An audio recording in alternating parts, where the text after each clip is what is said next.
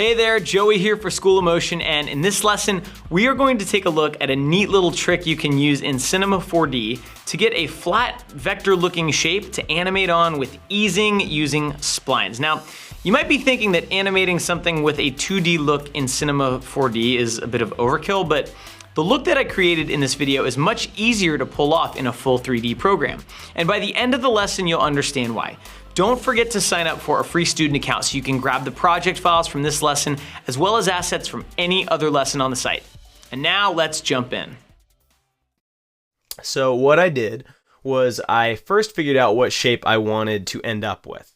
So I just picked a star just because it was easy. It's built in to Cinema, and you don't have to use a star. You just need a spline. The one limitation of this is that if you have any sort of curved shape, that curvature will not come through with this effect. So right now, this only works with shapes that have straight edges. But it could be any shape. It could be something you've created in Illustrator, or it could be something you've done in Cinema, or you know, one of the built-in shapes. So we're going to start with a star. Let's make it a 5-pointed star. Okay. And this is the shape we're going to end up with. Now, the way that I'm going to do this is using MoGraph.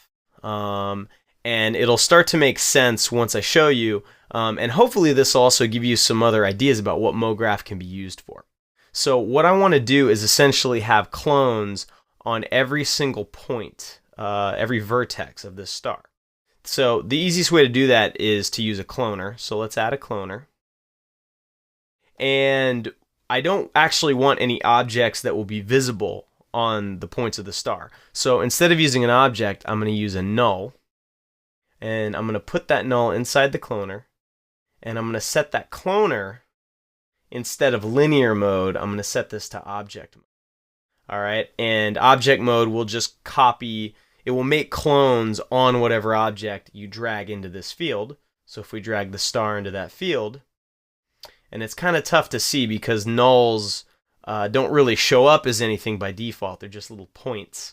So if we click on that null, and this is a good tip with a lot of objects in Cinema, if you look at this display option, you can have those nulls show up as different things. So instead of a dot, why don't we set this to a diamond? Now we can actually see where the nulls are. It gives us a better idea. One other quick little thing you need to do in the cloner is, you know, so this is actually working correctly already, but for different shapes, it might not work, because what might happen is the clones might be placed in the middle of some of the vertexes. It might be on an edge instead of at each point. The way to ensure that the clones end up on each point is to come down here to distribution. And instead of count, you just set this to vertex. So there you go. So now, regardless of what the shape is, the nulls will end up on the vertexes of that shape. All right, so this is where we want those nulls to end up.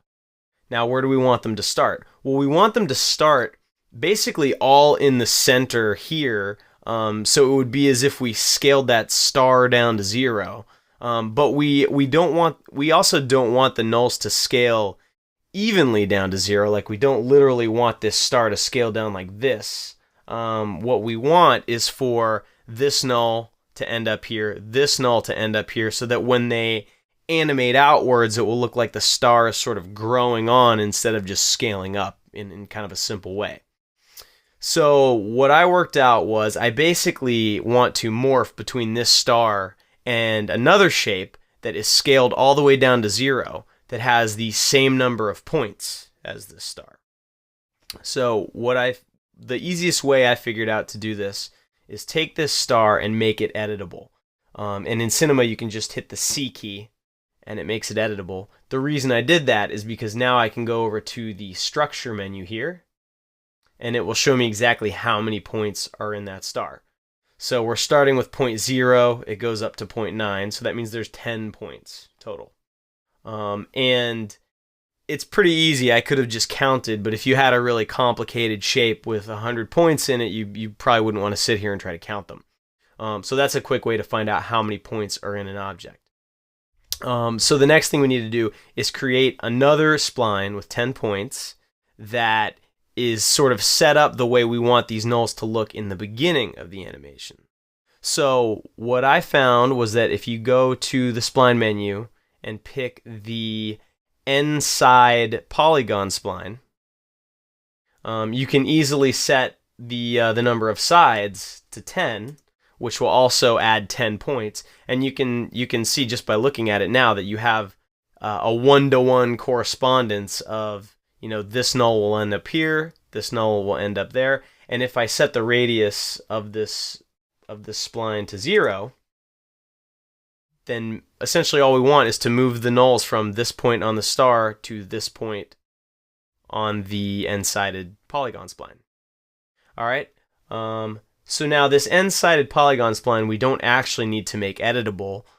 We can if we want to, but it actually doesn't matter. And we could even go as far as once we find out the number of points on this star by making it editable, we can hit undo, and then we can keep it editable. So if we change our mind about the number of points we want, you can actually keep all of these things editable, which is kind of cool. To keep this simple, I'm not going to do that. I'm just going to leave the star editable, and then I'm going to leave this end side the way it is. All right, so what I want to do is now move these nulls from the star onto this spline, because that's the starting position of where we want those nulls. So what I'm going to do is in the cloner, I'm going to switch the object from the star to the end side. All right? And what you'll see is that now all of those nulls are right in the middle there because that end side has a radius of 0. So now if we go to the cloner, I need a way to move those nulls back to the star and have it be animatable. So what you can use is a spline effector. So you have to have the cloner selected, otherwise the spline effector won't actually affect it. So we're going to go to MoGraph, effector, spline effector. All right. And what I like to do is try to label my effectors in a way where I know what they're doing, because you're going to have multiple effectors in this scene and it may get a little complicated. So this spline effector is basically what I'm going to animate to move the nulls to their end position. So I'm just going to call this spline.end, and that'll just help me remember what that effector is doing. All right. I'm going to move the effector underneath my cloner. That's just a workflow thing I do. It just helps me keep things straight. All right, so now if I click on this effector here, it's gonna right now it's not doing anything because you have to tell it which spline you want it to use to affect your clones. So I'm going to drag the star spline into the spline field, and you can see it has now moved those nulls back onto the star. Okay, and that is because right now the strength of this effector is at 100. All right. Now when we actually animate this, we're going to animate in the fall off tab, and we're going to animate the weight fall off. Okay, and you can see as I do this, we already have the animation we want. We are moving those nulls from their initial position to their final position. All right. So this isn't very interesting yet because they're all moving at exactly the same speed in kind of this very stiff manner. So the next step is going to be to randomize the speed that those nulls are moving. So first, I'm going to add some frames to this animation. So let's just make this a 60 frame animation, and let's put some keyframes on this so we can get this thing to start animating. All right, so it's going to start at 0. So I'm going to put a keyframe here, and you can just hold Command on the Mac and click the little keyframe button here, and it will turn red, letting you know there's a keyframe. Now I am working in a scene that is 24 frames a second. So if I wanted this star to open up in 1 second, I would move to frame 24, turn this up to 100, and set another keyframe. All right. Sorry about that. I had to pause the screen capture for a second because I have a 2.5-year-old and she decided to run up and try to scare me. So anyway, we're going to preview what we just did. All right, so if we hit F8, preview this, you'll see that the nulls are now moving from their start position to their end position over 1 second. All right, and this is pretty boring. One of the things that I always do, and I'm going to do a whole tutorial about this, is I never leave the animation curves at their default setting, because usually that's not what you want. And I'll show you what I mean by that. I'm going to change the layout to animation so you guys can see my timeline. So you can see I have a keyframe at 0 and a keyframe at 24. If you have your mouse over the timeline and you hit the spacebar, you will change to F-curve mode. And now if I click on my spline and the weight property, which is the property that has the keyframes on it, you can see the animation curve for that property. And then if you hit H, it will zoom in and sort of maximize your screen real estate so you can see that curve. So what this curve is telling me is that I'm easing out of the initial position. You can see it starts out flat and gets steeper, and flat means it's moving slower. As it gets steeper, it's accelerating, and then it flattens out again. So it's easing out and easing in. What I actually want is for this star to kind of burst open at the beginning and then really slow down at the end. So instead of easing out, I actually want it to, I want to take this handle and pull it above the curve. When this is below the curve, it means it's slowly accelerating.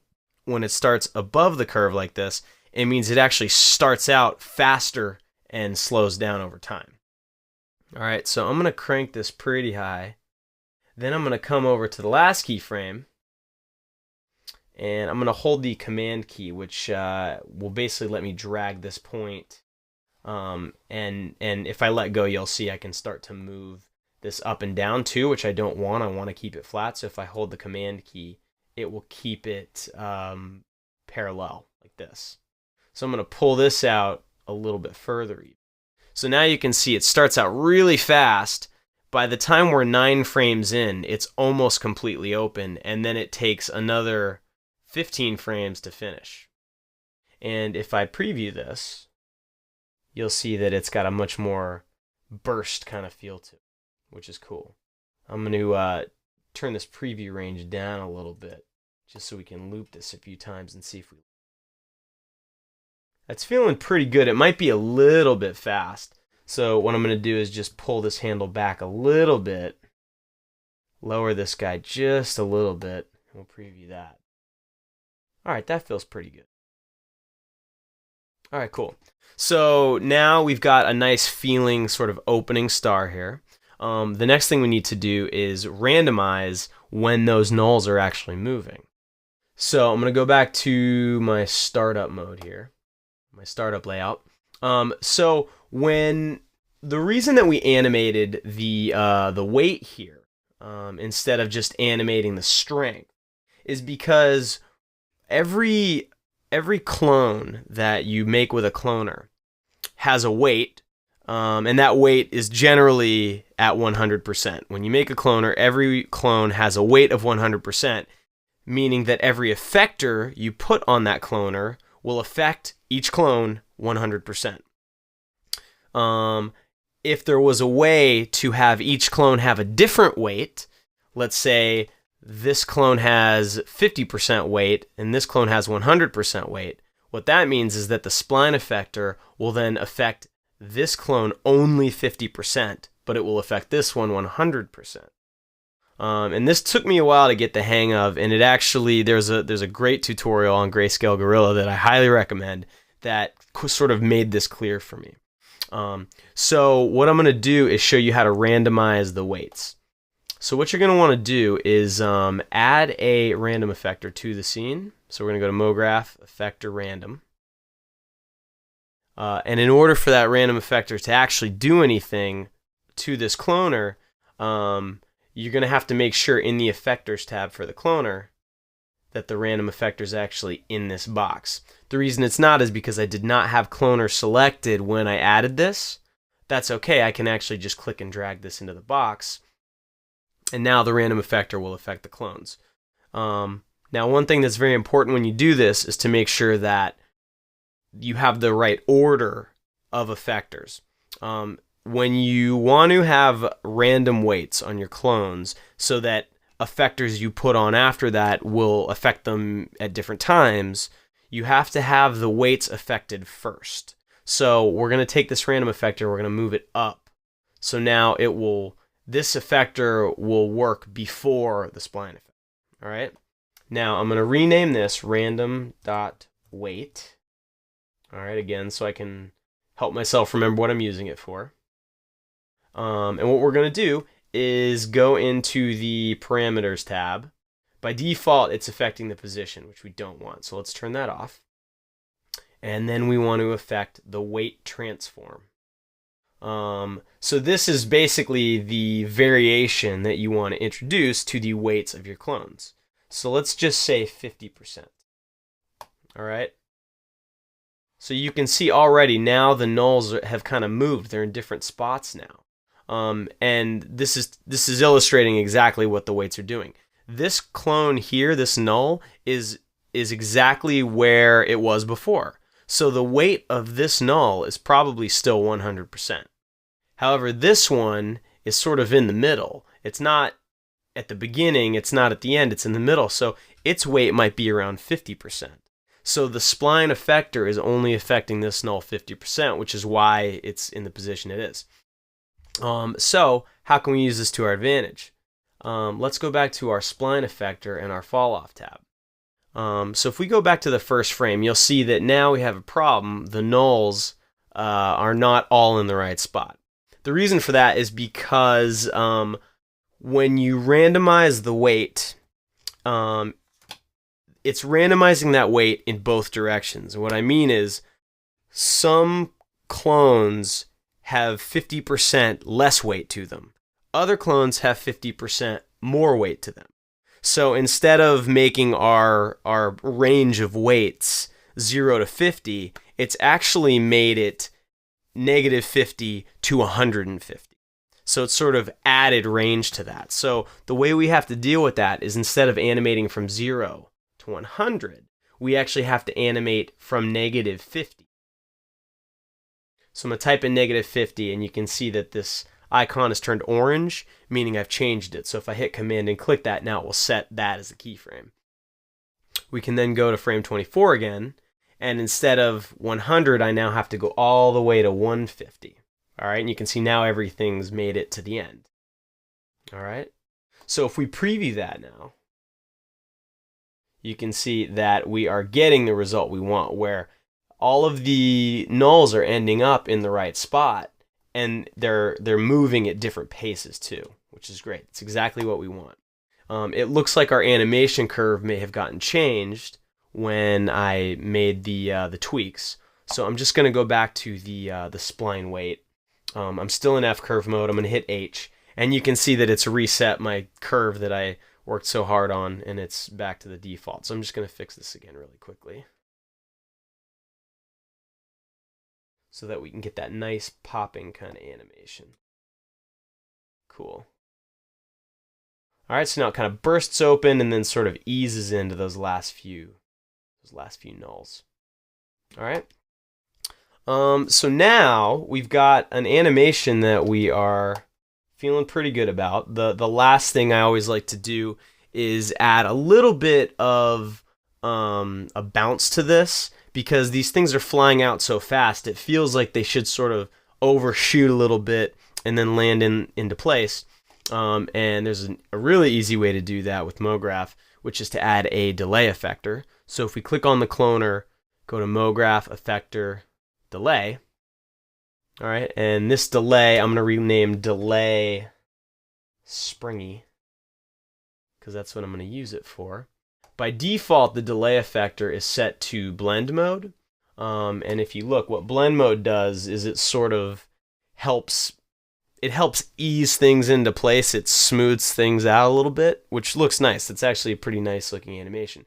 However, if I change this to spring, you'll see that now it gives these things a nice little bounce. And I'm going to turn up the strength of that a little bit so we get a little bit of a more funky kind of animation. All right.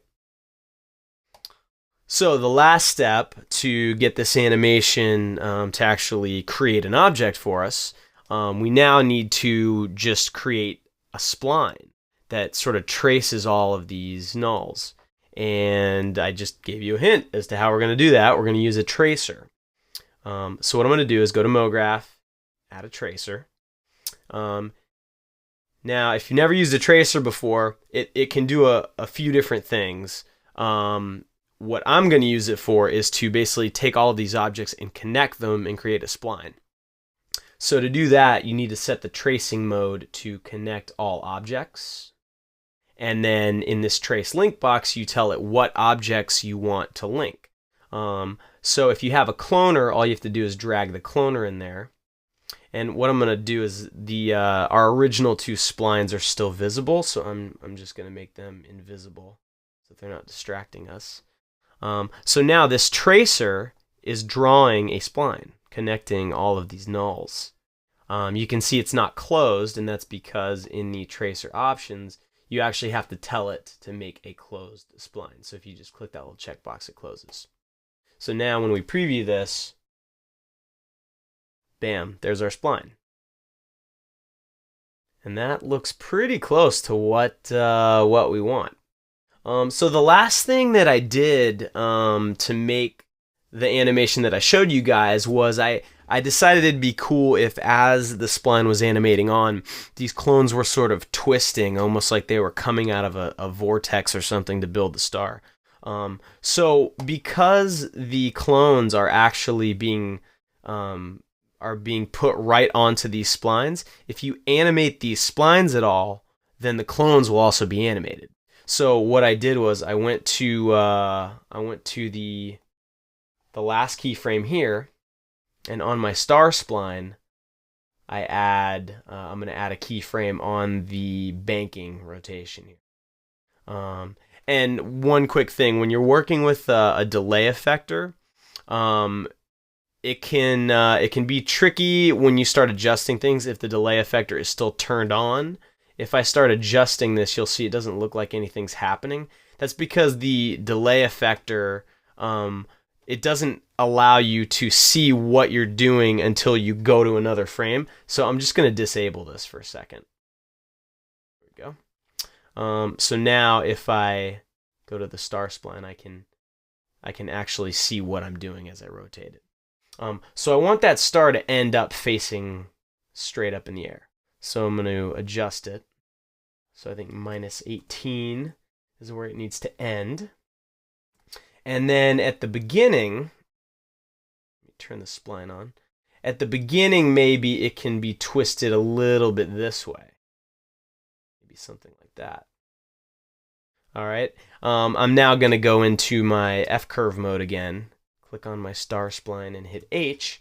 And I'm going to use the same sort of curve that I used on my spline effector, so that it sort of bursts and then kind of lands into place slowly. And this will sort of show you what that's doing. It's just kind of twisting into place. So if I make that spline invisible again, and I turn my delay effector back on, and we preview this, you can see that now it sort of twists and opens up into place with all that nice springy animation. So that's basically it. Now I'm going to go back into startup layout here. Now this tracer can be used just like a spline. So you can do a lot of different things with it. What I did in the example I showed you guys was I put it in an extrude NURB. So if I pretend that tracer is a spline and put it in the extrude NURB, we have an object, and that object is going to animate, this in the same shape as the spline we've created. And that's cool because you can extrude this and actually get a 3D star. You could add caps to it, and get all kinds of funky shapes. And these shapes are going to you can get something like that, but that shape is still going to react to the spline. So you don't have to use this just for vector looking, 2D shapes that animate on in these cool ways. You can actually do this with 3D stuff too. And then another cool thing you can do is, for example, if you reset this, delete this extrude NURBS. If we put a new extrude NURBS in there, put the tracer in there, and then let's set this extrusion to 0. So it's basically just creating a polygon with no thickness. That essentially could be like a vector shape. If we take that and we put that in an atom array, and this is a trick I like to do when I want to try and make line art in Cinema, is you just make sure that the cylinder radius and the sphere radius are exactly the same. And then I'm going to make a texture. And by the way, I did that just by double clicking down in the material menu here. It makes a new texture when you do that. And if I turn off every channel except luminance and put that on the atom array, now I have just a line, whatever thickness I decide I want it to be, and that line will animate, and sort of visualize my spline for me. So this is a really versatile technique. There's a lot of cool things you can do with it, and you could also create your own splines in Illustrator, bring them in, and animate, your logo or whatever you wanted to. So I hope this was helpful, and I hope that you guys can find some cool ways to use this technique. Thank you so much for tuning in, and I hope to see you guys next time. Appreciate it. Thank you for watching. I hope you learned a new trick in Cinema 4D that you didn't know before. If you have any questions or thoughts, let us know, and we would love to hear from you if you use this technique on a project. So give us a shout on Twitter @School of Motion and show us your work. Thanks again. I'll see you next time.